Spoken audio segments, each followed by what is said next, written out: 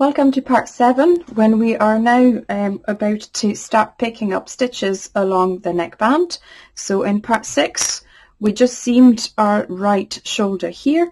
This is my front here with my centre stitch on the marker, and I've got the back just up here, and I have left the left shoulder seam undone. We'll do this afterwards.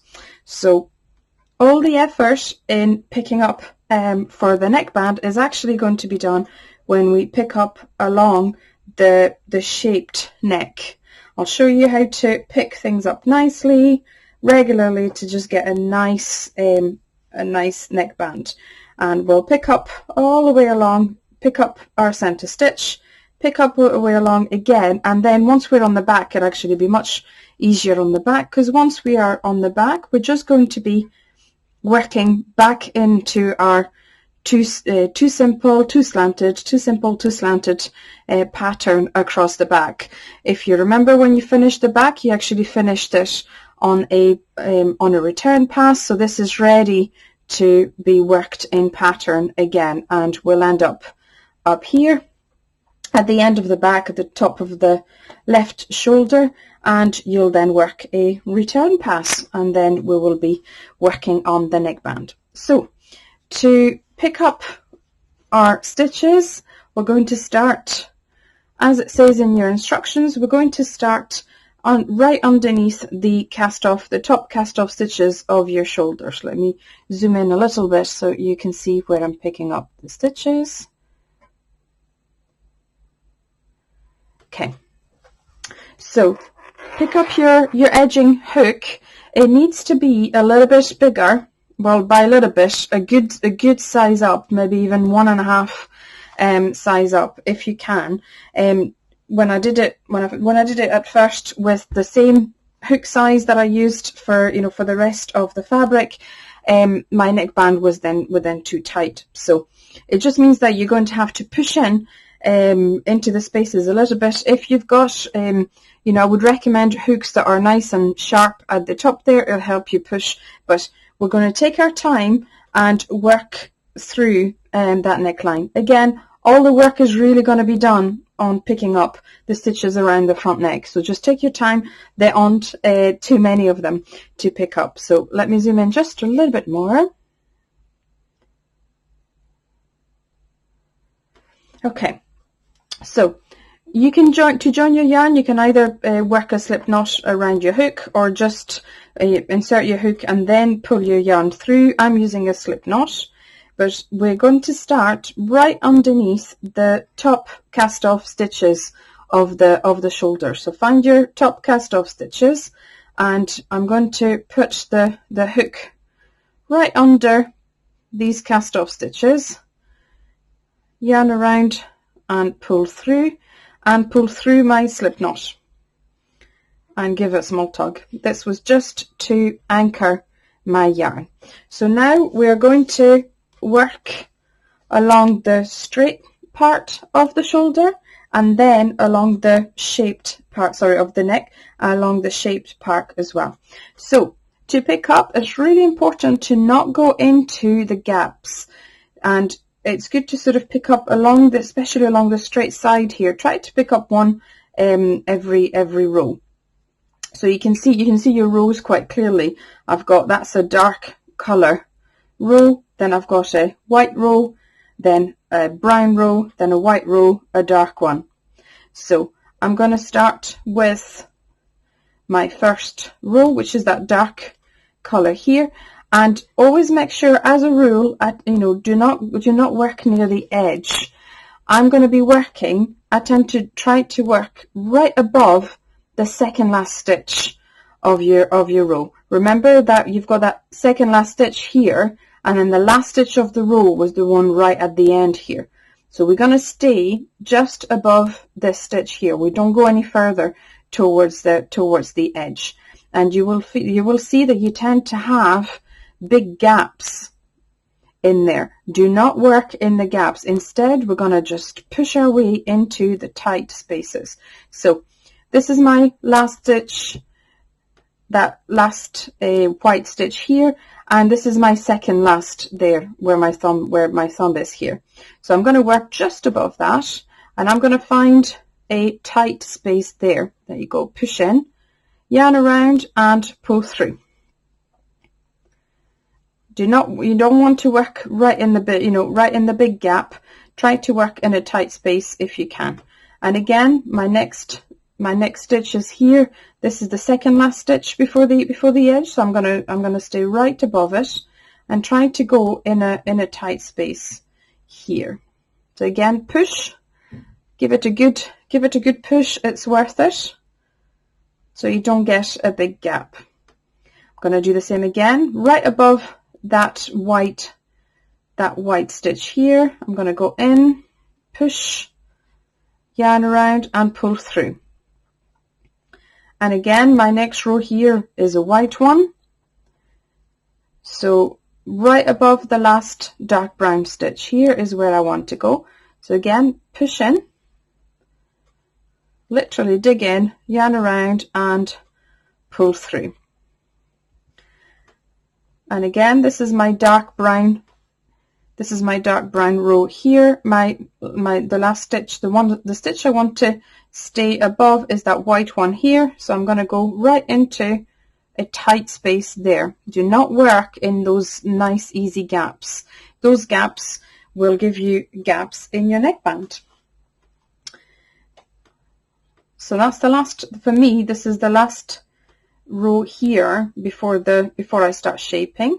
Before I started to shape the neck. So again, just push through.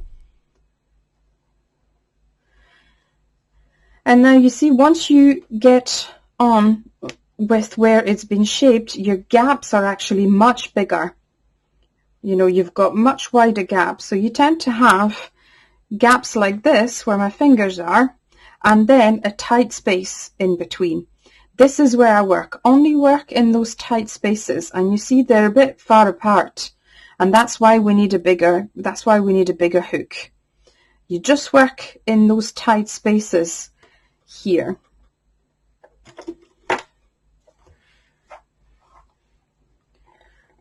That space here.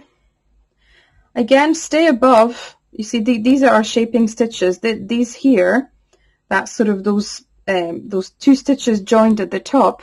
These were our TSS2 together. The two simple stitches work together. So stay above that top one here and work right in the gap, like in the tight space, excuse me, not in the big gap along the side there. So we're going to be doing this all the way till we get to about two spaces, sorry, all the way to the center stitch, and I'll meet you there. Okay, I've just picked up all of my stitches on this side of the neckband. As you can see, if you follow and you pick up in all these sort of the tight spaces here, and always above your, right above your shaping stitches, it will give you a nice sort of smooth and neat neckline. And they do, your stitches are sort of quite evenly spaced out, and they've got a bit of distance between them, but this is why you've gone up onto a bigger hook. So I've now come to my edge, my center stitch. So I'm simply going to put my hook into that stitch, take the marker away, yarn around, pull through that stitch, basically working it as a slip stitch, and mark that stitch again on your hook as the center stitch. So on the actual stitch, which is on your hook.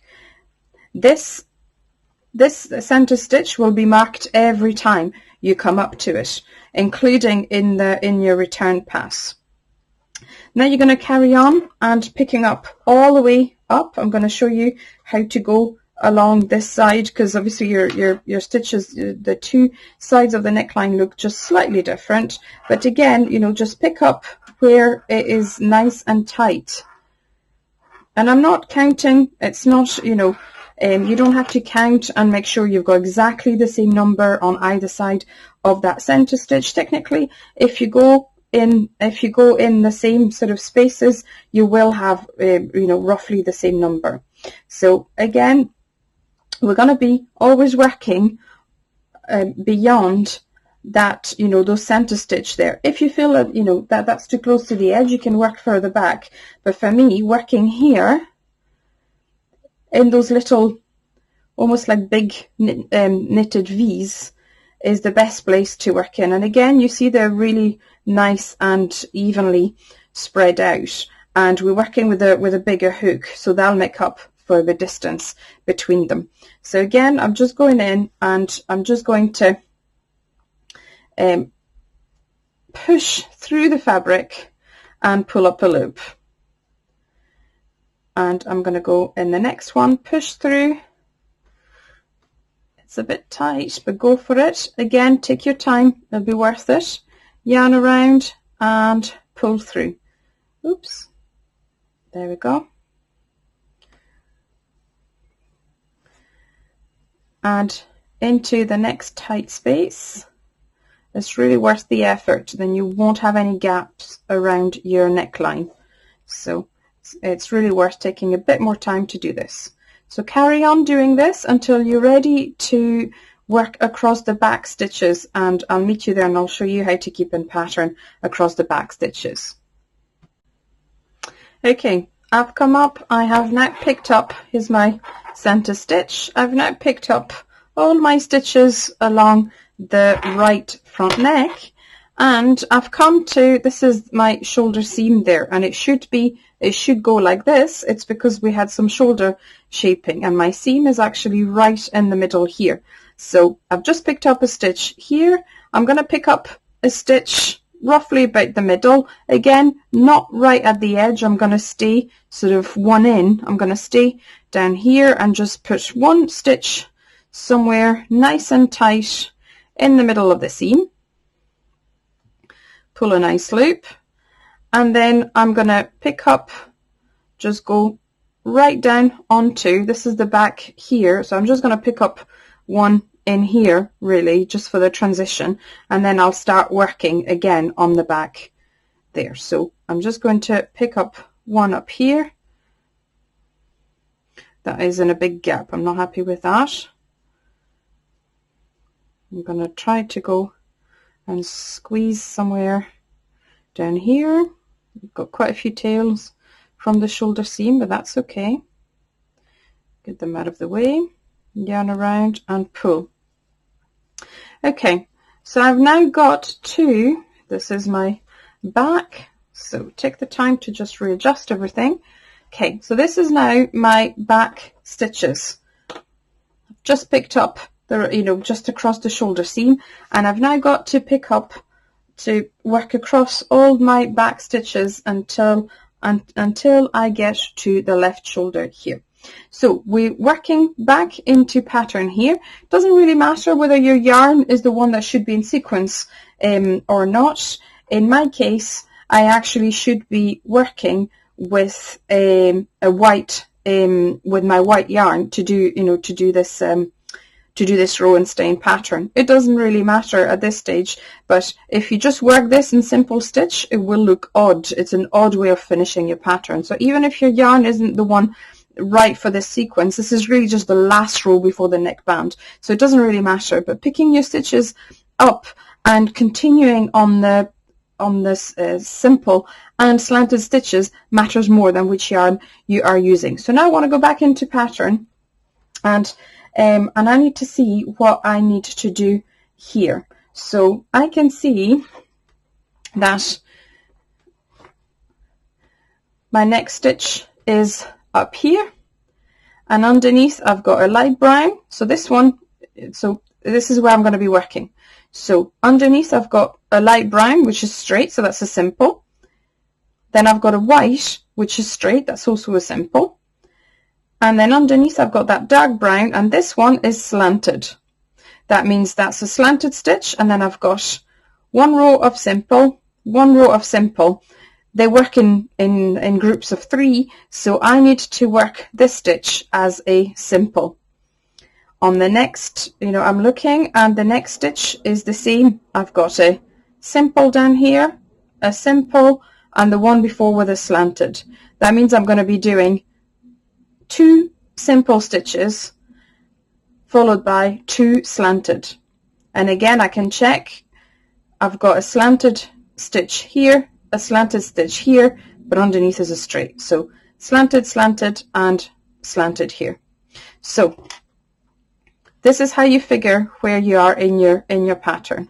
So I'm going to make, and always do a few and just check. So I'm going to do simple, simple, and then slanted. Again, it'll be just a little bit harder because you're now working them with a bigger hook than you did when you were working the back, but that's okay.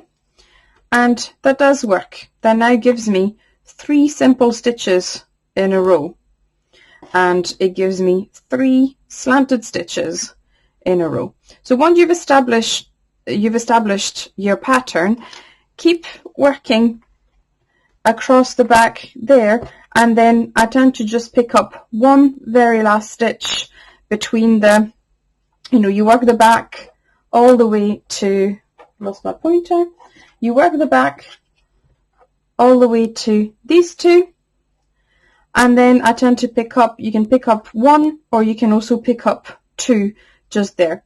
It's up to you. You'll see where you are. I'll probably pick up 2 up here. Once you're here, you just work your return pass as you've done, and I'll meet you in part 8 where we actually start working on the neckband.